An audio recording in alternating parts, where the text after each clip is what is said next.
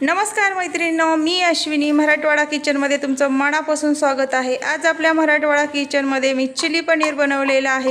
ही recipe बनवायला अगदी सोपी आहे आणि खायला अगदी मस्त अशी टेस्टी आहे आणि अगदी कमीत कमी वेळात बनते। तुम्ही पहिल्याच प्रयत्नात अगदी परफेक्ट बनवाल अशा मी यामध्ये टिप्स सांगितलेल्या आहेत आणि बनवायची अगदी सोपी पद्धत सांगितलेली आहे। मैत्रिणींनो, नवीन जर असाल माझ्या चॅनलला तुम्ही आणखीन सबस्क्राइब केलेलं नसेल तर सगळ्यात अगोदर सबस्क्राइब करा, बेल आयकॉन प्रेस करा, म्हणजे मी टाकलेल्या नवनवीन रेसिपीचे नोटिफिकेशन तुम्हाला मिळेल आणि माझे छान छान रेसिपीज तुम्हाला पाहायला भेटतील। तर खूप छान बनतं चिली पनीर, आपल्याला म्हणजे बनवायला पण पद्धत अगदी सोपी आहे। तर नक्की तुम्ही ट्राय करा आणि मला कमेंट करून सांगा तुमचं चिली फ्राय कसं बनलेलं आहे ते। अशाच नवनवीन रेसिपी पाहण्यासाठी मराठवाडा किचनला सबस्क्राइब करा आणि बेल आयकॉन प्रेस करा। प्रश्न यूट्यूब फॅमिलीचे असतील, उत्तर मराठवाडा किचनचे असतील। तर इथे चिली पनीर बनवण्यासाठी मी एक बाउल घेतलेला आहे आणि त्यामध्ये 100 ग्रॅम पनीर घेतलेला आहे। तर पनीर इथे आपल्याला म्हणजे फ्रीजमध्ये काढल्यानंतर एक अर्धा तास बाहेर ठेवायचं आहे सेट होण्यासाठी। नंतर त्यावरती काय करायचं आहे, 1 चमचा लाल मिरची बेडगी पावडर टाकायची आहे, म्हणजे ती तिखटही नाही, त्यामुळे चिली पनीर अजिबात तिखट बनत नाही आणि कलरही मस्त त्याला लालसर असा येतो। त्यामध्ये टाकलं चवीनुसार मीठ। आता काय करायचं आहे, मीठ आणि तिखट त्याला व्यवस्थित लावून घेतल्यानंतर 2 चमचे कॉर्नफ्लॉवर टाकायचा आहे आणि 2 चमचे कॉर्नफ्लॉवरसाठी आपल्याला इथं 1 चमचा मैदा टाकायचा आहे। तुमच्याकडे कॉर्नफ्लॉवर जर नसेल तर काय करा, तांदळाची पिठी वापरा आणि तांदळाची पिठी नसेल तर 1 चमचा रवा घाला। रवा यामध्ये वापरत असताना बारीक रवा वापरा, जाडसर अजिबात वापरू नका। थोडासा मिक्सरमध्ये काढून वापरला तरी चालेल। आता व्यवस्थित हे सगळं पाणी यामध्ये न टाकता आपल्याला सुके मसालेच याला व्यवस्थित लावून घ्यायचं आहे, कॉर्नफ्लॉवर आणि मैदा। तर इथे बघा एक 10 मिनिट आपण ठेवलेलं आहे सेट होण्यासाठी। आता एक पॅन घेतलेला आहे, पनीर आपल्याला काय करायचं आहे, फ्राय करून घ्यायचं आहे। आता पनीर फ्राय करत असताना सगळ्यात महत्त्वाची टिप्स म्हणजे ते थंड तेलामध्ये अजिबात तळू नका, कारण ते क्रिप्सी बनणार नाही। तुम्ही जितकं छान मस्त असं कडक तेलामध्ये तळून घ्याल तितकं छान ते क्रिप्सी बनतं। ज्या पद्धतीने आपण बटाट्याचे चिप्स बनवत असतो, म्हणजे ओले वाफलून न घेता, त्या टाईपनं आपल्याला फिंगर चिप्स सारखे हे तळून घ्यायचे आहेत। कडक तेलामध्येच हे कुरकुरीत आणि क्रिप्सी बनतात। तर इथं बघा या पद्धतीनं मी तुम्हाला व्हिडिओमध्ये दाखवल्या पद्धतीनं तळून घ्या, म्हणजे मस्त होतात। मैत्रिणींनो, घरच्याच घरी आणि अगदी कमी साहित्यात पण हॉटेल स्टाईल हे चिली पनीर बनतंय। बनवायला अगदी रेसिपी सोपी आहे। तर बघा या पद्धतीनं हे पूर्ण मला 10 मिनिट लागलेलं आहे तळण्यासाठी। तर इथं मी 1-2 बॅचेसमध्ये हे तळून घेतलेलं आहे। तुमच्याकडे कितपत मोठी आहे त्यानुसार तुम्ही तळू शकता। आता इथं काय केलेलं आहे, आपल्याला याला फोडणी फ्राय करण्यासाठी देऊन घ्यायची आहे। त्यासाठी मी एक कढई घेतलेली आहे। आता त्यामध्ये मी 1-2 ते 3 चमचे छोटे तेल वापरलेलं आहे।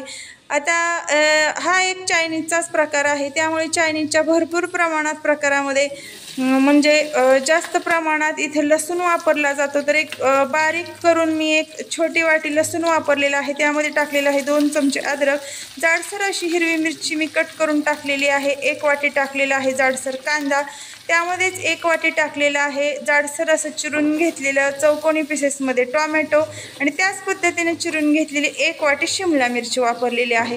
तर आता हे सगळं साहित्य आपल्याला व्यवस्थित अगदी मंद आचेवर म्हणजे फ्राय करून घ्यायचं आहे। चायनीज पदार्थामध्ये लसूण हा भरपूर प्रमाणामध्ये वापरला जातो। आता त्यामध्येच मी थोडीशी टाकून घेतलेली आहे उभ्या पीसेसमध्ये कट करून घेतलेली शिमला मिर्च। तर ती सुद्धा बघा इथं व्यवस्थित आपण म्हणजे परतून घेतलेली आहे या पद्धतीनं। तर नक्की तुम्ही या पद्धतीनं चिली पनीर बनवून बघा, खूप सोपं आहे बनवायला। तुम्ही अगदी पहिल्याच प्रयत्नात परफेक्ट असं बनवू शकाल। आता इथं आपण टाकलेलं आहे डार्क सोया सॉस 1 चमचा, इथे टाकलेला आहे आपण चमचा टाकलेली आहे शेजवान चटणी आणि 1 चमचा टाकलेला आहे सोया सॉस, 1 चमचा टाकलेला आहे टोमॅटो केचप। तर इथे मी किसानचं वापरलेलं आहे, खूप छान फ्लेवरमध्ये म्हणजे त्याचा मस्त असा चायनीजला फ्लेवर बसतो। तर आता हे सगळे सॉस आपल्याला व्यवस्थित मंद आचेवर परतून घ्यायचे आहेत। आता सगळे सॉस एकजीव त्या मिश्रणामध्ये परतण्यासाठी त्यामध्ये 1-2 ते 3 चमचे आपल्याला पाणी टाकून घ्यायचं आहे। त्यामुळे सगळे सॉस व्यवस्थित मिक्स होतात आणि जे कांदा, टोमॅटो, शिमला मिर्च आपण वापरलेली आहे त्याला व्यवस्थित सेट होतात। आता सगळ्याच्या शेवटी आपल्याला जे तळून घेतलेलं आपलं फ्राय केलेलं पनीर होतं मैदा आणि कॉर्नफ्लॉवर लावून, ते आपल्याला यामध्ये टाकून अगदी एक 5 मिनिट व्यवस्थित याला परतून घ्यायचं आहे या पद्धतीनं. तर इथं बघा या पद्धतीनं हे पनीर मी परतून घेतलेलं आहे. परतत असताना अगदी व्यवस्थित मंद आचेवर परतून घ्यायचं, म्हणजे छान व्यवस्थित मिक्स होतं आणि खाण्यासाठी सुद्धा मस्त असं टेस्टी लागतं. तर नक्की तुम्ही ही रेसिपी करून बघा. तुम्ही पहिल्याच प्रयत्नात अगदी परफेक्ट बनवू शकाल. तर इथं मी एक 5 मिनिट हे व्यवस्थित परतून घेतलेलं आहे. परतून झाल्यानंतर काय केलेलं आहे, उभा चिरलेला त्यामध्ये कोबी टाकलेला आहे. तुमच्या आवडीनुसार तुम्ही यामध्ये गाजरसुद्धा वापरू शकताय, किंवा मग इथं मी ज्या पद्धतीनं कोबी वापरलेला आहे तो कोबीसुद्धा तुम्ही वापरू शकताय. नवीन असाल माझ्या चॅनलला तुम्ही आणखीन सबस्क्राईब केलं नसेल तर नक्की आपल्या मराठवाडा किचनला एकदा सबस्क्राईब करा, म्हणजे जे आपल्या मराठवाडा किचनमध्ये नवनवीन आणि पारंपरिक रेसिपी बनतात अगदी कमीत कमी वेळात आणि कमीत कमी साहित्यात तुम्हाला पाहायला भेटतील. आणि मी टाकला व्हिडिओ की तुम्हाला लगेच नोटिफिकेशन मिळेल आणि या रेसिपीचा आनंद तुम्ही घेऊ शकताय आणि घरी बनवूसुद्धा शकताय. आता इथे मी एक डिश घेतलेली आहे आणि जे आपलं चिली पनीर आपण बनवलेलं आहे ते मी एका बाउलमध्ये काढून घेतलेलं आहे. तर इथं बघा कलरसुद्धा अतिशय किती छान असा आलेला आहे. पाहिल्यानंतर आपण घरी बनवले म्हणजे असं वाटतसुद्धा नाही. पण नक्की ट्राय करा आणि पहिल्याच प्रयत्नात अगदी तुम्ही परफेक्टसुद्धा बनवू शकाल. जर सांगितलेल्या पद्धतीने रेसिपी जर तुम्ही अचूक प्रमाण घेतलं तर नक्की तुम्ही ट्राय करू शकताय. तर मैत्रिणींनो जास्तीत जास्त म्हणजे लाईक करा, शेअर करा, म्हणजे मी टाकलेल्या रेसिपीचे नोटिफिकेशन तुम्हाला मिळेल आणि तुम्ही माझ्या रोज म्हणजे डेली 1 वाजता नवनवीन रेसिपीज आणि पारंपरिक रेसिपीज पाहू शकताय.